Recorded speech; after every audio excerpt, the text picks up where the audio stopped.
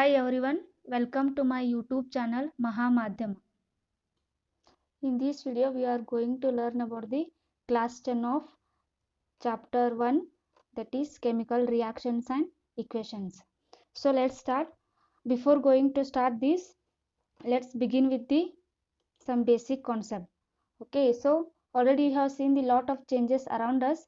That changes mainly classified into two types, physical changes and chemical changes. So let's learn about these changes. So look at the pictures given here. Three pictures I have given. First one, crushing a can. Second one, stretching of a rubber band. And third one, boiling of water. See, when you crush the can, the shape of the can is changed. In rubber band, the size of the rubber band is changed. In boiling of water, water gets converted to vapor state. See here, you are observing changes in only physical properties of these substances, like change in shape, change in size, and change in state of an object. So such type of changes are called the physical changes. So let us look the physical changes. A change in which a substance undergoes change in its physical properties is called a physical change. So here physical properties means change in shape, change in size, or it may be change in state of an object. So let's learn this some important things about physical change. So physical change is generally reversible. Okay, example, see, boiling water. If you boil the water, again if you cool this water, you will get the normal water. So physical changes can be reversible. And in physical change, no new substance is formed. See, only just we are observing the modification in the original substance. Okay, any new substance we are not getting here. So example, crushing a can, stretching of a rubber band, and boiling of a water. Look at the changes given here. First one, rusting of an iron. Second one, burning of a paper. And third one, ripening of fruits. So look at the first change here. Rusting of iron means what?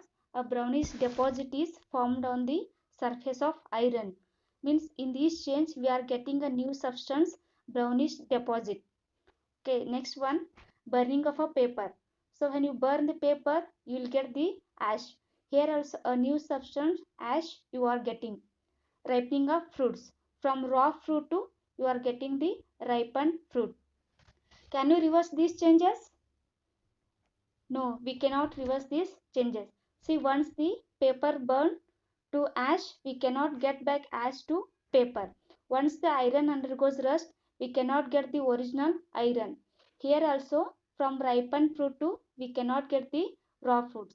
So these type of changes are called the chemical changes. Changes in which the new substance is formed and that changes you cannot reverse are called the chemical changes. So let us look at the definition of chemical changes and examples. So chemical change, a change in which a substance undergoes change in its chemical properties is called a chemical change. So as I already said, chemical changes are not reversible. You cannot get back the original substance and a new substance is formed in chemical change.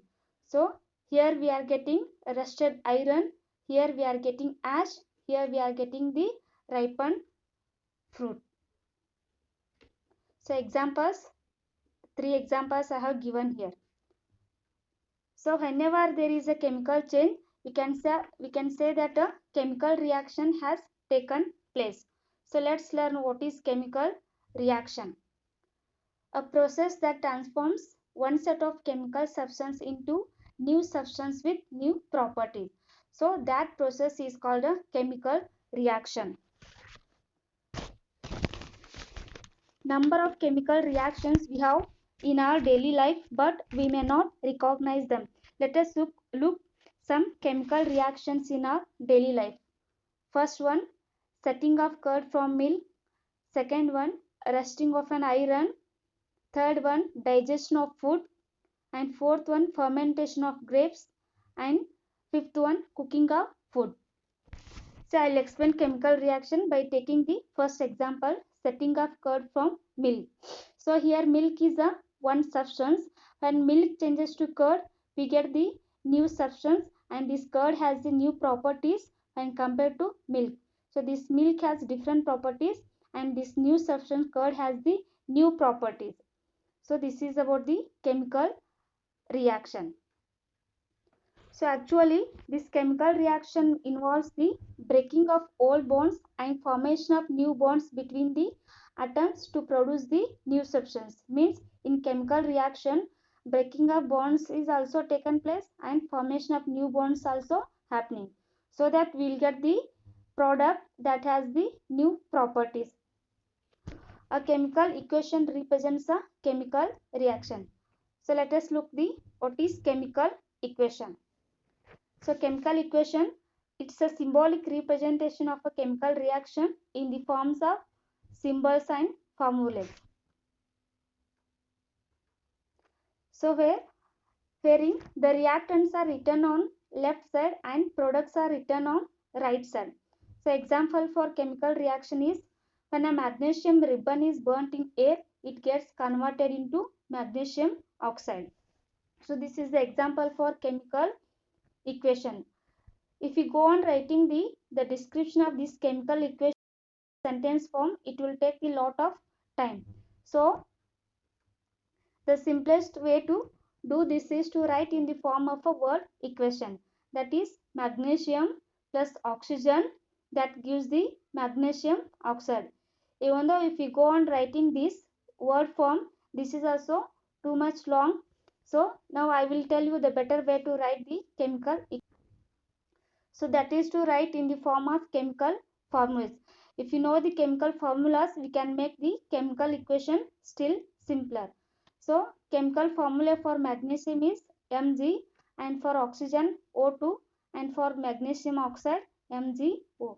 So Mg plus O2 MgO. This is the most simpler form of chemical equation. So in order to assure the law of conservation of mass, a chemical equation must be balanced.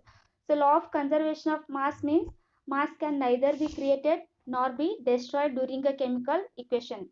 So in other words, the number of atoms present in these reactants must be equal to the number of atoms present in the products. So this left hand side substances are called reactants, and right hand side substances are called the products. So let's balance the chemical equation. So here I have given 4 easy steps to balance the chemical equations. So step 1, write the given equation using correct chemical formula for all substances. So example, H2 plus O2 H2O, formation of water from hydrogen and oxygen gas. Okay, in the first term, write the given equation as it is using the correct formula for all the substances. Second step is count the number of atoms on each side, means in reactants also, in products also. Okay, in reactants we have hydrogen 2 atoms, oxygen 2 atoms. In products, hydrogen 2 atoms, oxygen 1 atom. Is it balanced equation? No. Here see hydrogen, in left hand side we have 2 hydrogen atoms, in right hand side also we have 2 hydrogen atoms. Oxygen, in left hand side we have 2 oxygen atoms, but in right hand side we have only 1 oxygen atoms. So here no need to balance the hydrogen atom, just we need to balance the oxygen atoms. So let's balance the oxygen atoms. So step 3 is add coefficient to make the number of atoms. Okay, subscripts cannot be changed, so we should not alter the subscript here. Only we need to change the coefficients to balance the equation. So let's start. Here hydrogen is already balanced because in LHS also we have 2 hydrogen atoms, in RHS also we have 2 hydrogen atoms. Oxygen, in LHS we have 2 oxygen atoms, but in RHS only 1 oxygen atoms.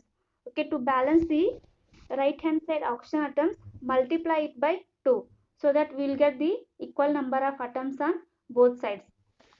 So if you multiply this water by 2, we will get the H2 plus O2 to H2O.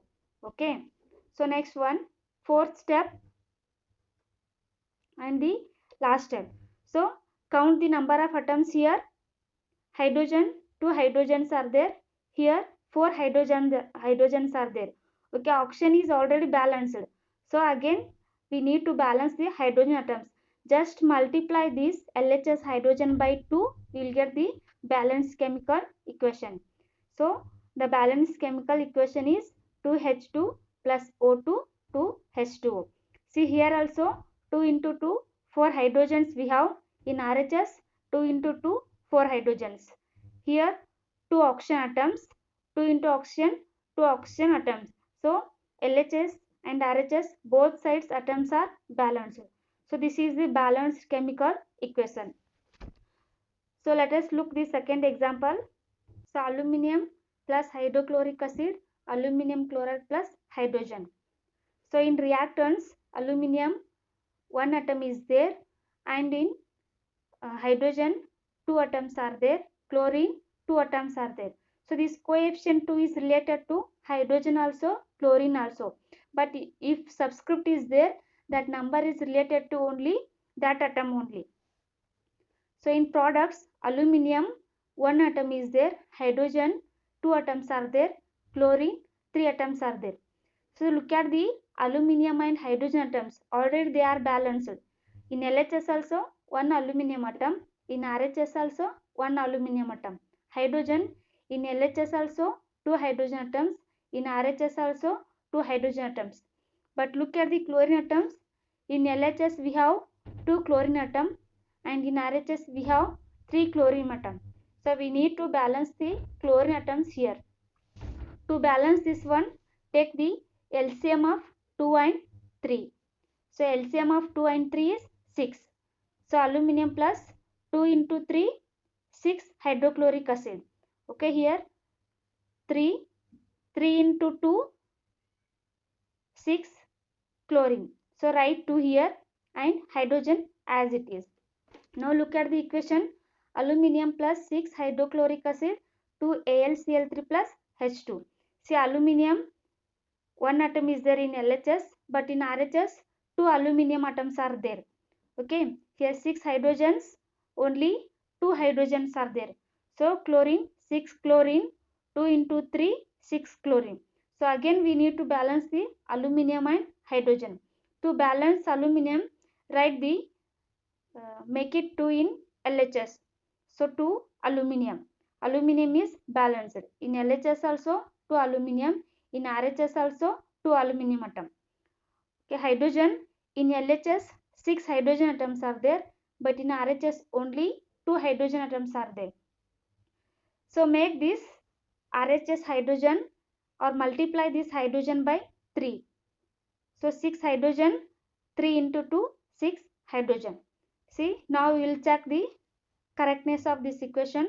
2 aluminium, in RHS also 2 aluminium, 6 hydrogen, 3 into 2, 6 hydrogen, 6 Cl, 2 into 3, 6 Cl. So now this equation is balanced. Thanks for watching my video. Please subscribe, share and hit the bell icon.